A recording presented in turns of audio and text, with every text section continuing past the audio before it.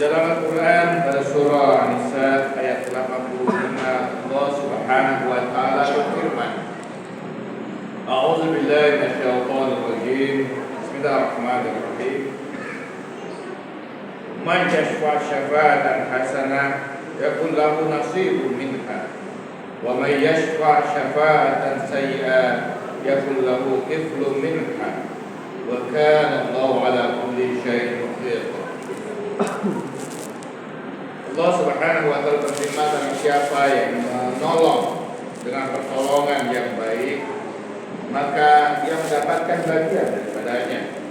Dan barang siapa yang memberikan pertolongan terhadap hal yang buruk, maka dia menanggung dosa-dosanya. Dan Allah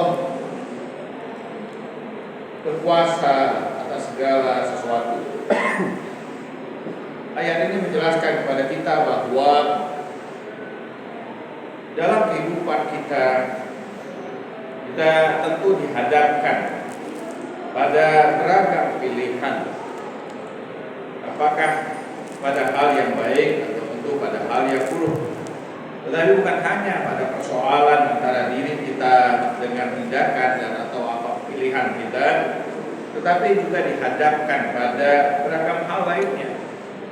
Jika kita menyaksikan ada satu tindakan yang zalim dilakukan pada orang yang lain, dan kita berusaha untuk membantu orang tersebut keluar dari kezaliman itu, maka ganjaran yang Allah berikan juga luar biasa kepada kita.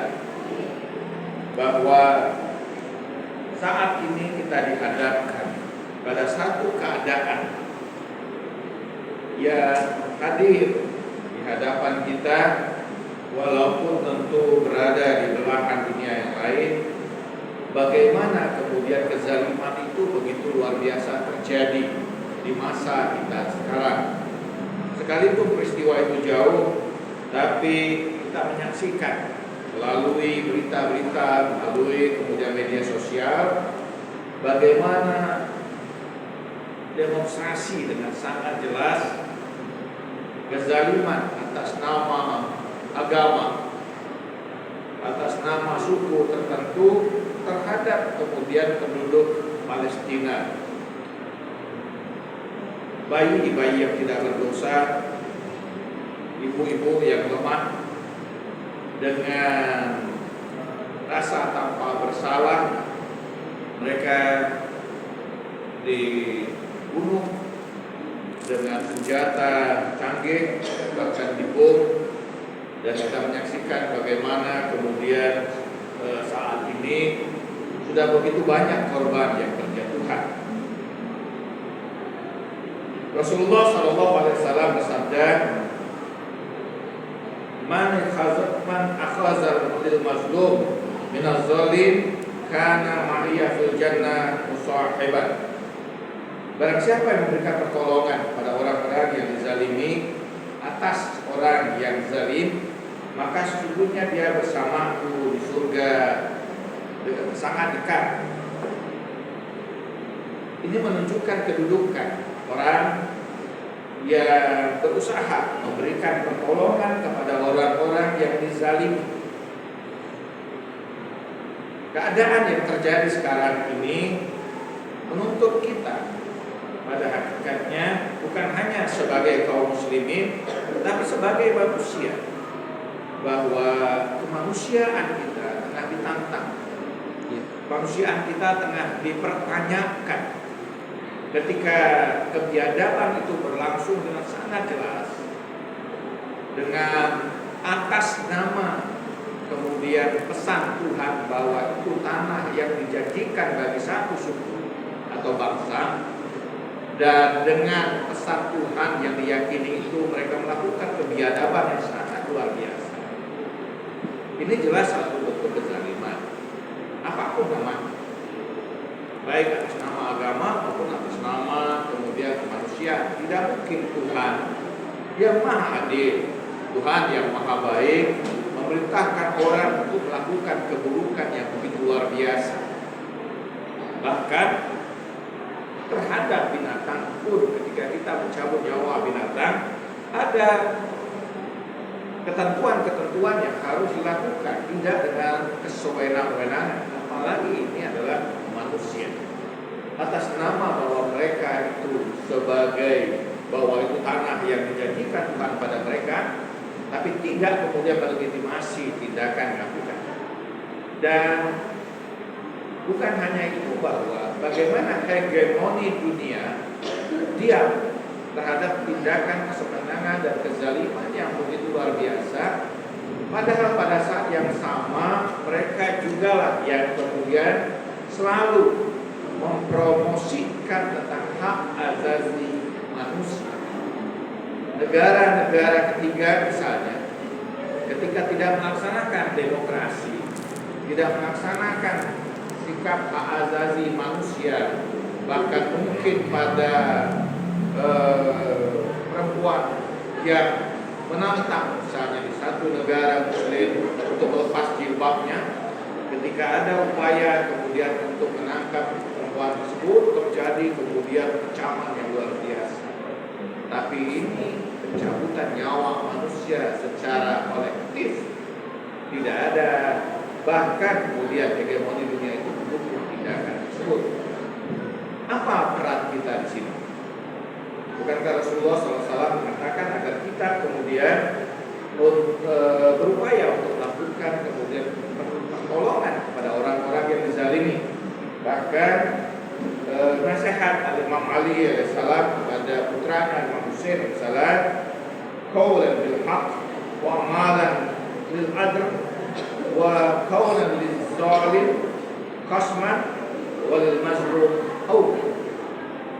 Imam Ali memberikan nasihat kepada Imam Husain untuk berkata benar, bertindak sesuatu yang memang memiliki nilai, kemudian menunjukkan kemarahan, ketidaksukaan kepada tindakan kezaliman, dan memberikan pertolongan kepada orang-orang yang dizalimi. Apa tindakan kita? Kita berada di negeri yang jauh dari semua itu. Yang pertama tentu saja keberpihakan. Ini manusia yang seperti apa ketika kemudian kezaliman yang luar biasa dan kita tidak peduli sama sekali. Kita tidak merasa ada bagian dari diri kita yang tersentuh karena tindakan-tindakan tersebut. Kita tidak merasa bersedih, kita dipertontonkan kemudian bagaimana anak-anak kecil menangis karena keluarganya terbunuh, mengalami kesyahidan, atau kita menyaksikan bagaimana mereka kelaparan, harus menanggung kelaparan yang luar biasa karena bantuan yang kemudian tidak sampai kepada mereka, atau rumah mereka hancur dan kehilangan masa depan, atau sebagian tubuh mereka hancur. Saya mendengarkan pengakuan atau pengakuan dari seorang dokter Jordan yang kemudian dia lakukan menjadi sukarelawan. Dia berkata bahwa badan kami kemudian tidak lagi ada obat-obatan, bahkan anestesi atau obat bius pun sudah sangat sedikit sekali. Sementara korban terus berjatuhan. Setiap saat saya berusaha untuk kemudian kami tidak lagi memperhatikan diri kami, malam tidak tidur, makan pun kami hanya sangat seadanya dan kadang harus kemudian menahan lapar karena begitu banyaknya kemudian mereka yang terluka dan kami harus mengambil tindakan. Tetapi pada satu ketika datang pada kami anak yang terkena pecahan bom, sebagian tubuhnya itu terluka parah, perutnya juga terluka, dan saya harus kemudian melakukan operasi padanya. Terpaksa saya melakukan operasi pada anak itu, dan alhamdulillah kemudian dia membaik. 3 hari setelah operasi itu kami harus mengoperasinya kembali. Dia berkata kepada kami, dia berkata kepadaku, kata dokter itu, paman, tolong berikan obat bius kepadaku sehingga aku tidak lagi merasakan kesakitan seperti pertama ketika operasi. Aku kemudian meminta kolegaku dokter yang lain untuk menambahkan padanya, tapi yang membuat hatiku terguncang dan tangisanku kemudian runtuh pada saat itu ketika anak 9 tahun itu berkata, "Ya Allah, ismaku ini, maafkan aku. Sekali ini aku mohon kepada selain karena rasa sakit yang tidak sanggup lagi aku tanggung." Demikian luar biasa kemudian kita yang terjadi. Nah, karena perpihakan kita, hati kita harus berpihak pada kenyataan ini, pada penderitaan saudara-saudara kita di Palestina itu. Yang kedua, apa yang bisa kita lakukan? Tentu mendoakan mereka. Dan yang ketiga adalah bagaimana kita membantu perjuangan melawan untuk menghilangkan kezaliman. Siapapun kemudian, apakah bentuknya kemudian perjuangan mukawamah dari kalangan-kalangan milisi yang berusaha, baik Hamas kemudian Hizbullah, yang berusaha berjuang mengorbankan diri mereka untuk menghancurkan kemudian rezim yang diada ini, dan termasuk tentu saja Iran. Dan ini yang mungkin bisa juga kita lakukan adalah bahwa media sosial sangat terbuka di hadapan kita, baik dengan pesan-pesan kita, dengan suara-suara kita.